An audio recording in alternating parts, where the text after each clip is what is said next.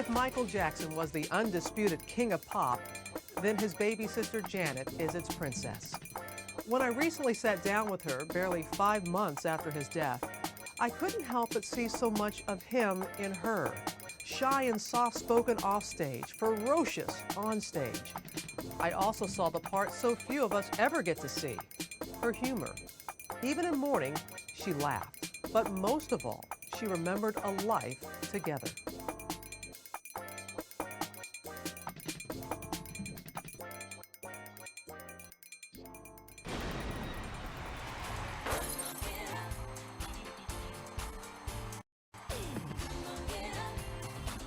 She's part of music royalty, the youngest of the 9 Jackson children.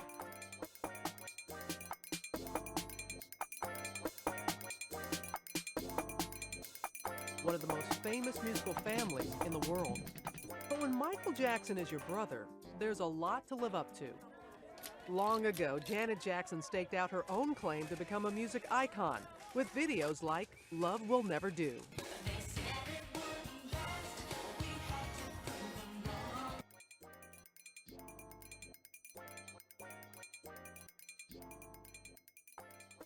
It's easy to see why Janet Jackson is the princess of pop.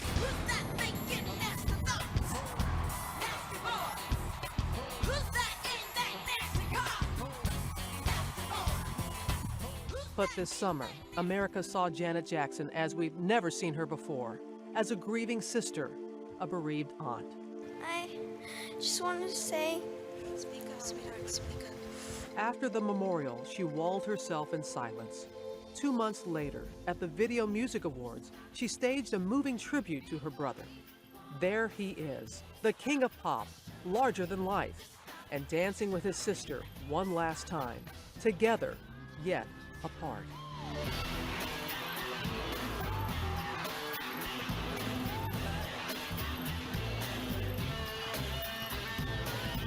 My brother, was thinking about him and just hoping that I put a smile on his face.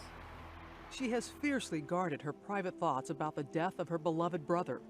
But now she takes us behind these closed doors into her sanctuary from prying eyes and probing questions. I think it's important for everyone. Your little getaway, your little safe haven, your little hole in the wall to reach out. Everybody needs that.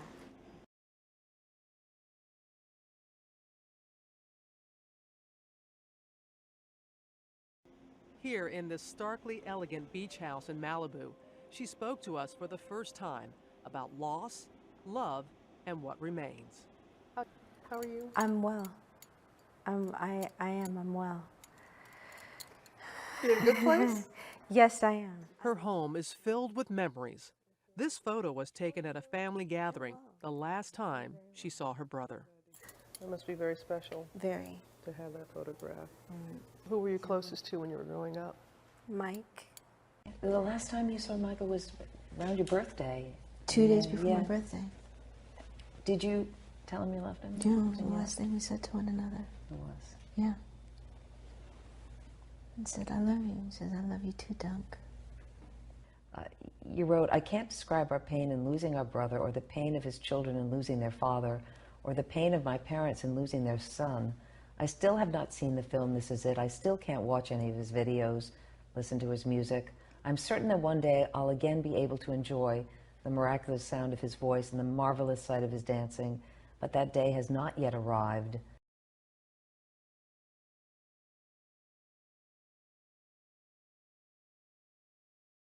The mourning continues. Where are you in that process, Janet, at this point? Actually, since I finally was able to, I was in Paris.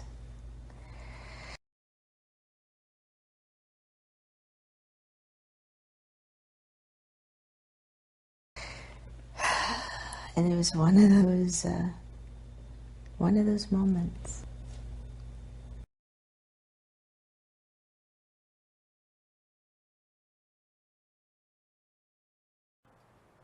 Yeah, we were incredibly close. When was the last time you had seen him? 2 days before my birthday. And what was that like? Fun. Fun. We had a lot of fun laughing. And he was sitting in front of me and just cracking up, laughing at me. What do you miss most about him? For me, his silliness, his love, how much fun we used to have together. We would practically do everything together, from morning till night, every day.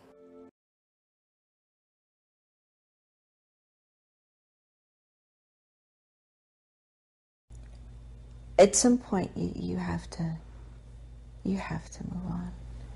And trying to do that, and it being really difficult. And there's still not a day that goes by where I don't think about him.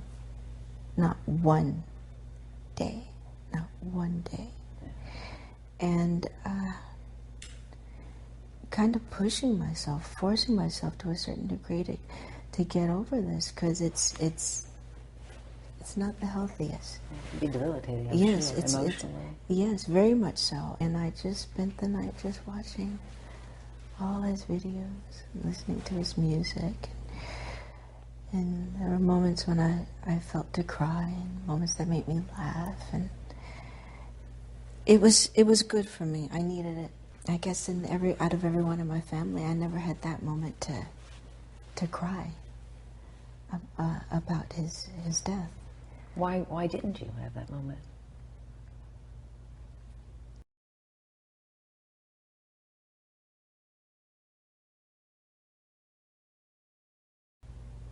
I don't know if it was trying to shield the pain or just trying to hold it all together, because I saw that everyone else around me was falling apart, and never taking that moment to really grieve, even at the service. That night in Paris, did you really grieve? There's more to come. I know there's more to come.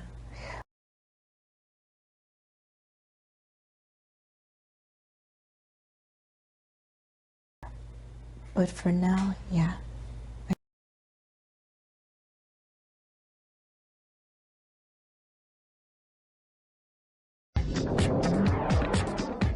The only word we can use for this lady is legend.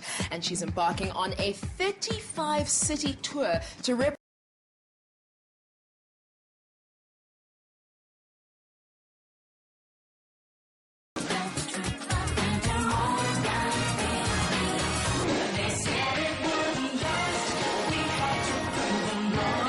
You talk about excited, that's us. And we cannot wait to get back there and perform for you guys.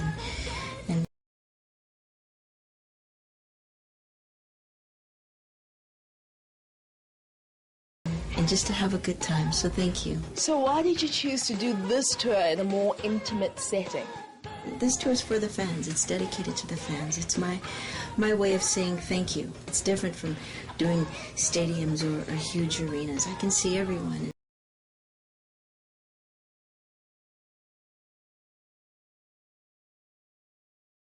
It's just myself, the band, and the dancers. There are no explosions, no frills, just us.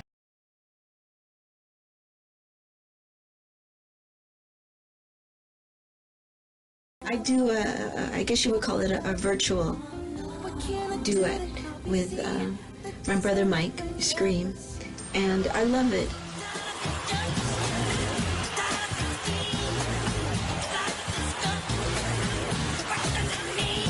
It's one of my favorite moments in the show.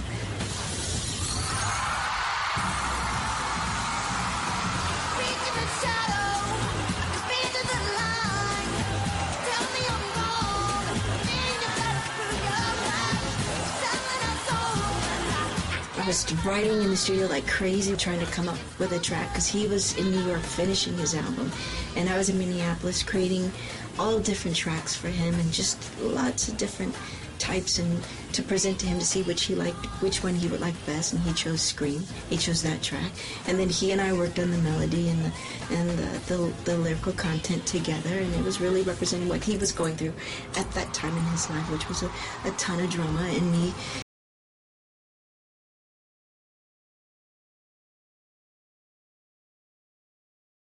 being the little sister that my role and still my role to this day, and will always be having his back, being the little sister, and supporting him, and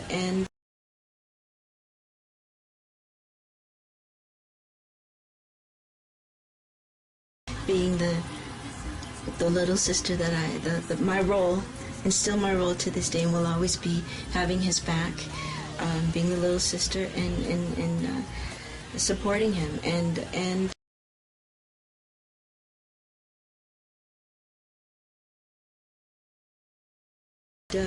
it just brings back all of those memories, and then recording the actual song, and then the memory of shooting the video, and the most expensive video ever shot. It was a lot of hard work and a great deal of fun. I'll never forget those memories.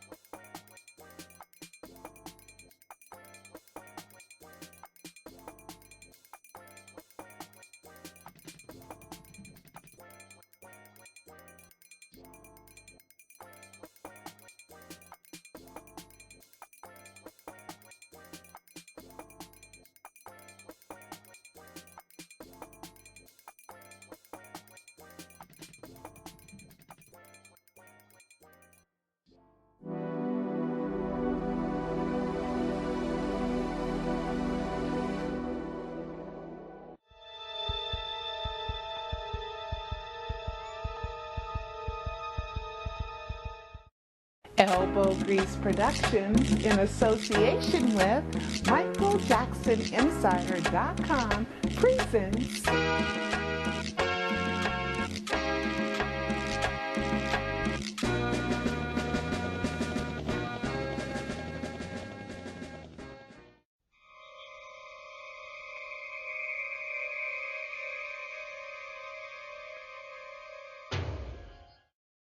A prank by a local disc jockey scares some Michael Jackson fans. The DJ reported that the King of Pop had died from a drug overdose. It was a joke, but not everybody's laughing. Chris Ornelas is here with what people are saying about the hoax. Chris. Well, Antoinette, here in our newsroom, we got a flood of calls from people wanting to know if it was true and asking why we weren't reporting the death of a music icon.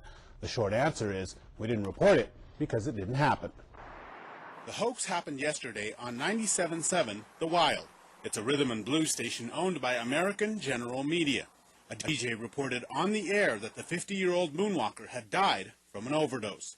We left a message with the program director, but he never called us back. A man who answered the phone at the station, as well as several viewers, confirmed the prank. Well, I think it's pretty cold if it's not true, if they're just spreading that as a rumor. It seems pretty irresponsible reporting. It's not really funny to play around with things like that, somebody's life, or if they're deceased or not. When it hit the airwaves late yesterday afternoon, many hardcore Michael Jackson fans were distraught. I would never take it as true just because I heard it on the radio.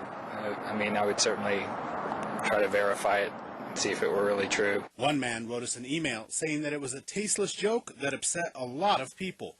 The DJ who pulled the stunt has reportedly been reprimanded. It doesn't seem like that big of a deal because I feel like, you know, with celebrities, people are always making up stories. I don't think anything should happen to them.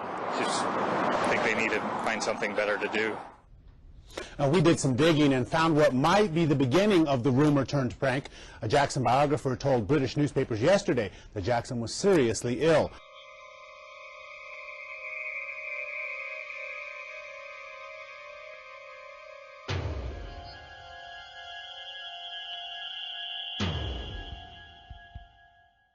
This one got ugly today. Tonight, Michael Jackson is not dead, despite what you might have heard on a local radio station earlier today. Bora Kim live in Stockton with a prank that certainly has the whole town talking. That's right, Palace, and it was a text message joke that one of the DJs here at K-Win received. and decided to read on the air. Well, sure got a lot of reactions from listeners, including one member of the extended Jackson family. I can't believe you do something like that. I love Michael Jackson. Is he dead? This K-Win morning radio duo did start something. Ma'am, it was a joke. Told thousands of listeners, tribute song and all, that Michael Jackson was dead. Died last night in Las Vegas. Amanda King and Double J in the morning. People are upset. People are crying. The community is outraged. Did he really die? The punchline was Associated Press is reporting that he has eaten some 12-year-old spoiled nuts. 12-year-old nuts. What the hell's wrong with you, boy? News spread quickly. Other media outlets began getting calls. Our assignment desk at CBS 13 fielded at least a dozen. Emails poured in from drivers saying they had to pull over to cry. And while some gave the duo props for originality, I had a good laugh. Others, well, demanded the DJ beat it and moonwalk out the door. And I really think you need to get fired. That's not funny at all. Just so you know, I've already called all of your bosses, and I'm calling the f***ing FCC. If you're wondering what Jacko thought about this, you'll have to ask him. What we know is that at least one member of the Jackson clan, his cousin Peaches, didn't mind it at all. If you know Double J, you can't take anything pretty much he says serious. Matter of fact, you know, Michael thinks he's funny half the time. Double J says he's Michael's friend. Been to the Neverland Ranch several times as a guest. Why he would diss a friend, some listeners can't understand. I don't believe you are a friend of the Jacksons or any of them. I hope the big boss man doesn't suspend you, because that just proves how many people listen to your show. Now, back here live, a FCC spokesperson tells me that he has not heard about this prank and referred us to the FCC guideline, which states that broadcasters must basically say that this is a hoax, that it is a prank, and as long as it doesn't cause public harm, they may be out of hot water, but of course the FCC must decide on that. Yeah, that's going to be up to the FCC to figure out.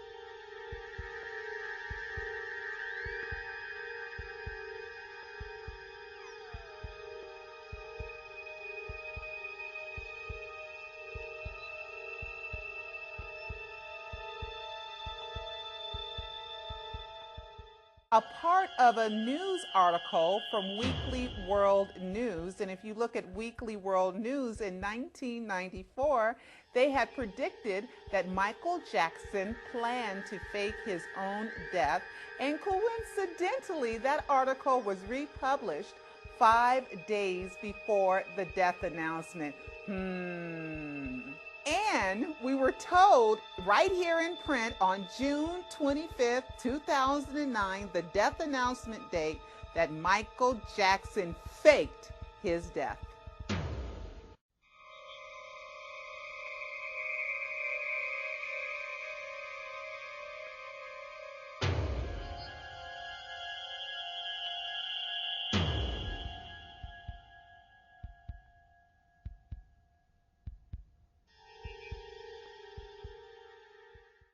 Thousands believed Tupac did it. Millions believed Elvis did it. But did Michael Jackson really do it? E-movie book, Pseudocide, Did Michael Jackson Fake His Death to Save His Life? By author Pearl Jr. It's the most shocking true story of our lifetime. Order yours today. Go to michaeljacksonpseudocide.com. That's michaeljacksonpseudocide.com.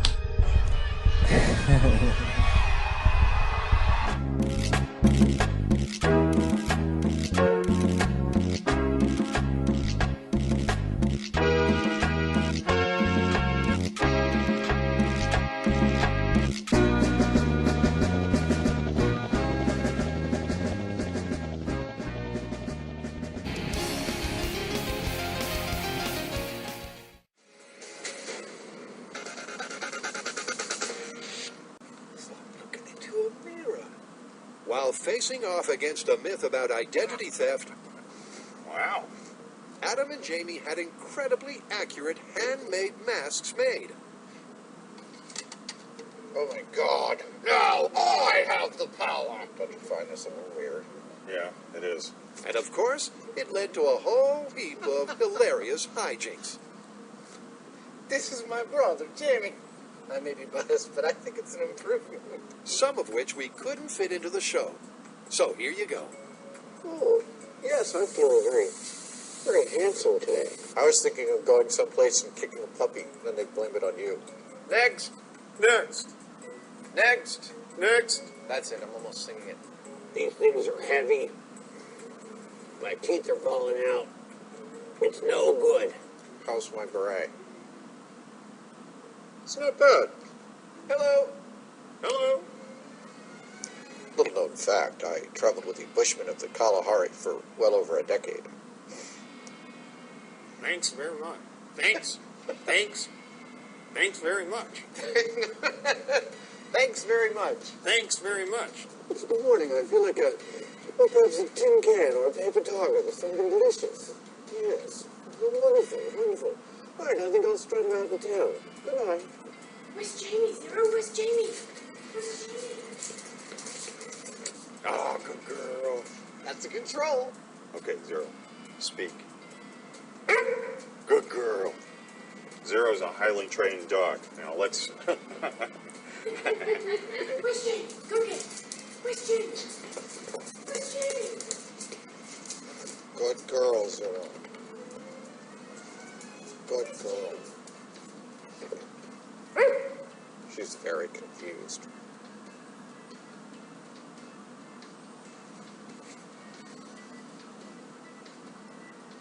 Go. Go. Stop. Stop. Stop. Stop.